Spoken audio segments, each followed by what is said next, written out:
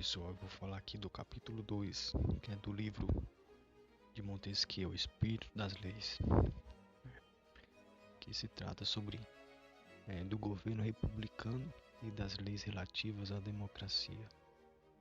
No vídeo passado, que é o capítulo 1, Montesquieu deu a definição do que seria o governo republicano, o monárquico e o despótico.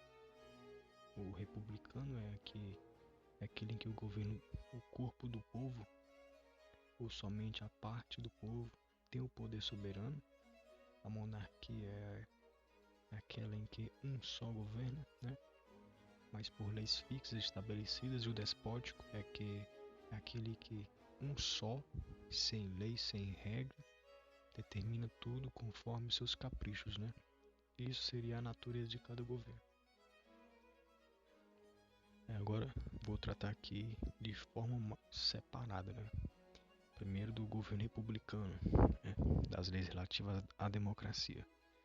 Então, dando início, quando na república o governo do povo tem soberano, temos a democracia, E quando o poder soberano está nas mãos da parte do povo, temos então a aristocracia. Então, onde é que ele já começa separando a democracia da aristocracia. A democracia tem um governo do povo e a aristocracia, a soberania no caso, está numa parte deste povo, não em todo o povo, Então, o povo na democracia é, sob certos aspectos, o monarca, porque em outras vezes o súdito. Quer dizer o seguinte, que como a soberania na democracia está nas mãos do povo, então o povo é quem manda, Então, as leis que estabelecem o direito de voto são fundamentais nesse governo republicano. Por quê? Porque são as leis que garantem e asseguram esse direito de voto como um fundamento principal para a constituição desse tipo de governo. Então, é importante definir como e porquê, para quem, sobre o que os sufrágios devem ser dados. Então, o povo que detém o poder soberano deve fazer ele próprio tudo o que possa fazer bem, e o que não pode fazer bem, cumpre fazê-lo por seus ministros, que por conta de haver o voto, o que o povo não puder fazer, quem fará serão os ministros. Aí o povo vota, elege os ministros, os representantes desse tipo de governo, para eles representar o povo naquilo que o povo não pode fazer. Então, os ministros não lhe pertencem, os ministros não lhe pertencem se ele não os nomear. Que ele está falando sobre passar o poder para os ministros, É, pois, uma máxima fundamental desse governo que o povo nomeie os ministros, ou seja, os magistrados.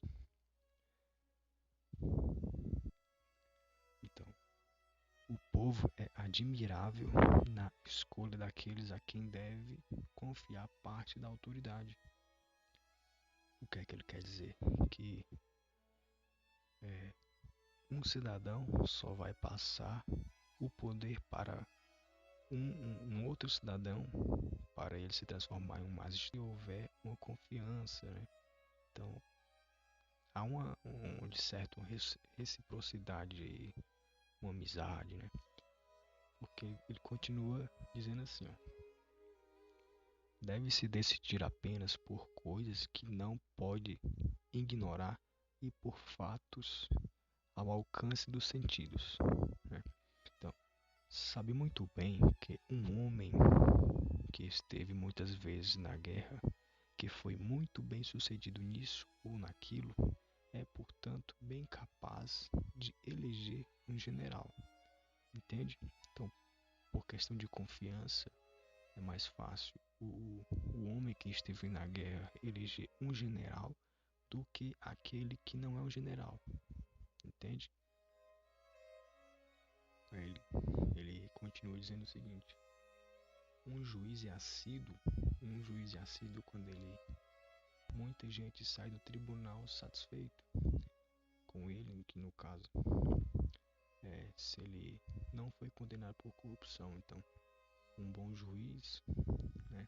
Então, aquele que foi julgado por um certo juiz, ele estará mais satisfeito por esse juiz não ter sido julgado por causa de corrupção. Isso é óbvio, né? Porque se você for julgado por um juiz corrupto, você não ficará satisfeito com o julgamento, né? Então haverá muitas questões aí. Continuando, ele faz uma pergunta agora. É a seguinte: será que o povo sabe tocar um projeto, conhecer os lugares, ocasiões, momentos e aproveitar-se deles? Aí ele fala que não, né? Isso ele não deve saber. Aí ele vai tentar meio que explicar essa questão, que é o seguinte: como a maior parte dos cidadãos ricos o bastante para eleger não dispõe do bastante para ser eleito, né? Assim também o povo que tem capacidade bastante para examinar as contas da gestão dos outros, mas não é capaz de gerir a si mesmo. Linguagem mais popular: é mais fácil julgar o outro do que olhar o próprio umbigo, entende? Então, é por isso que ele coloca como é difícil julgar o próprio umbigo. Imagine as contas do... Então, como é mais fácil julgar o próprio umbigo, como é mais difícil julgar o próprio umbigo, porque o foco é julgar a gestão dos outros. Então, isso se torna, em certo ponto, negligente, que é o que Montesquieu vai falar futuramente no livro. Se torna negligência, né? E isso acarreta a casos de corrupção também, né? Então, continuando, o povo sempre age demais ou pouco demais.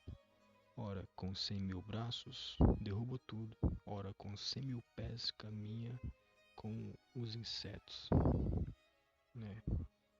Aqui você pode pensar em moderação, né?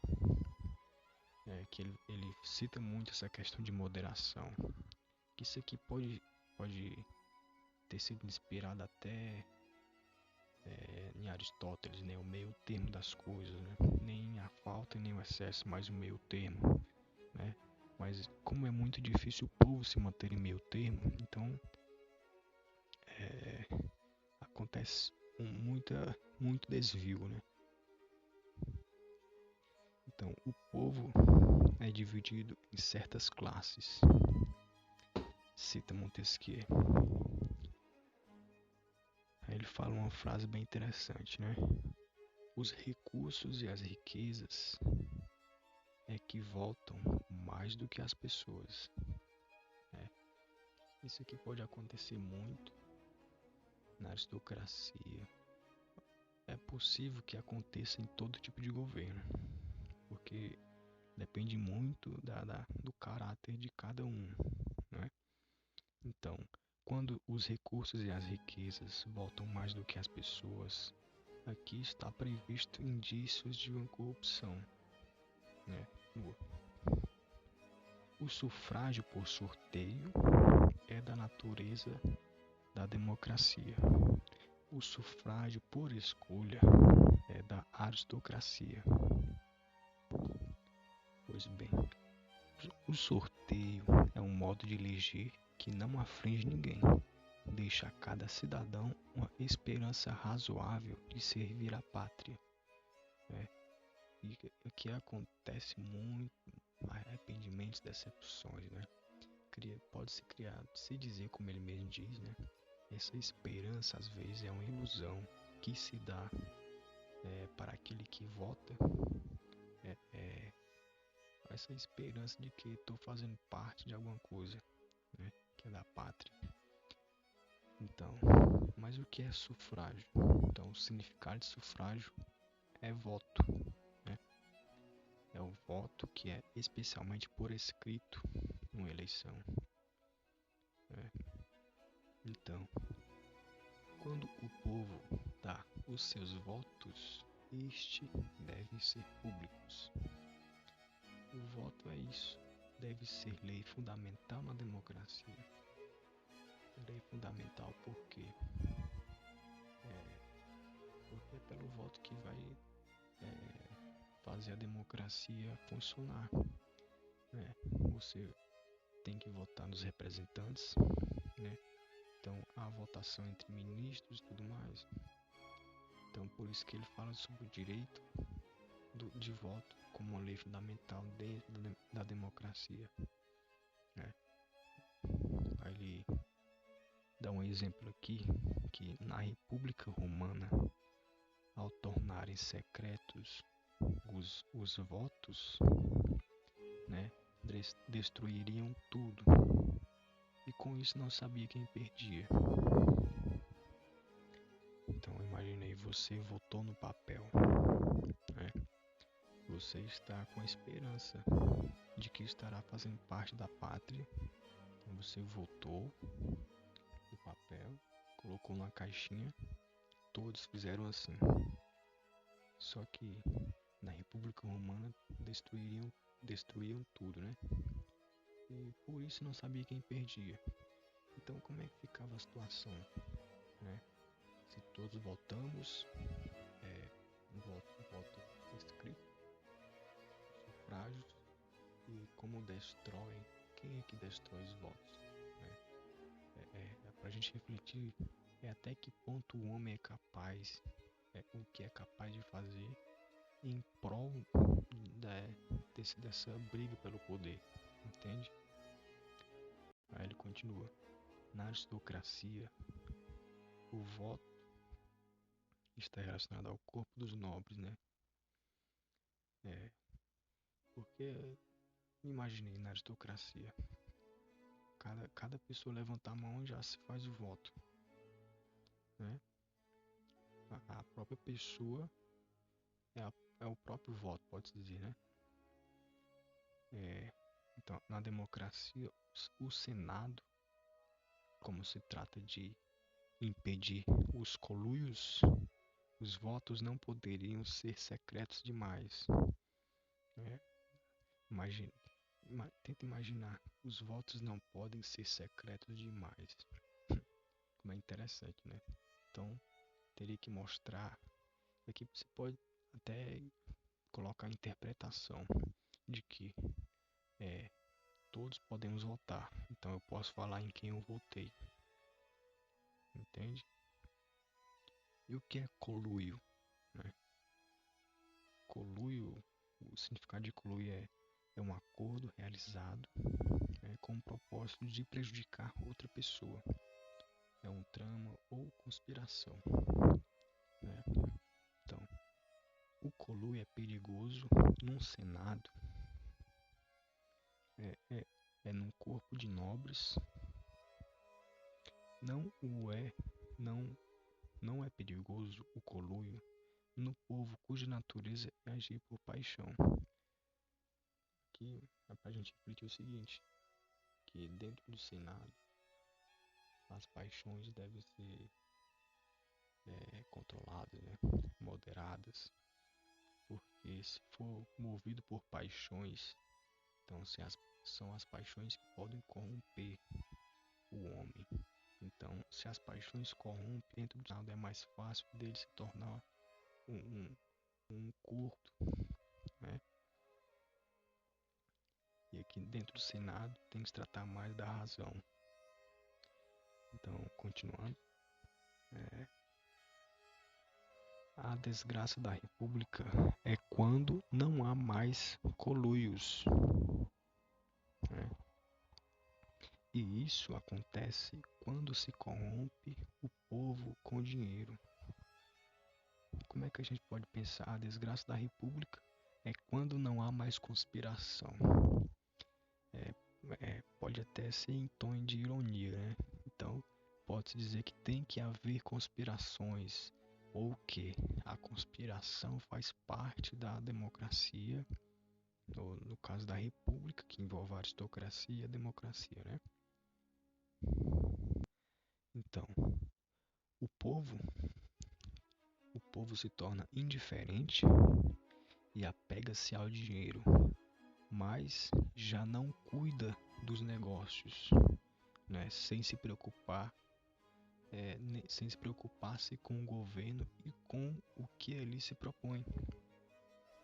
Então, o povo aguarda com tranquilidade o seu salário.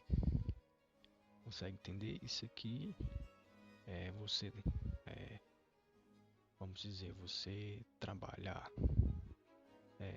exercer um poder com o objetivo maior, né, de receber o salário no final do mês e não fazer o seu serviço, que é o que?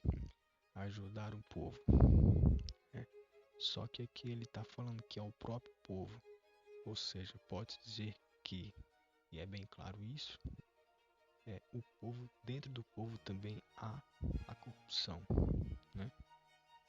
Que quando o povo pensa mais no seu salário no final do mês, em vez de exercer a sua tarefa com o que ele se propõe, então pode dizer que há indícios de corrupção nesse ponto, né? Então, para finalizar aqui esse capítulo, ele termina o seguinte: é também lei fundamental da democracia que só o povo faça as leis. Entende? E aqui ele vai falar mais futuramente nos outros capítulos que a lei deve ser feita pelo povo e não por aqueles que estão no Senado, né? Então a gente vai finalizar aqui esse capítulo.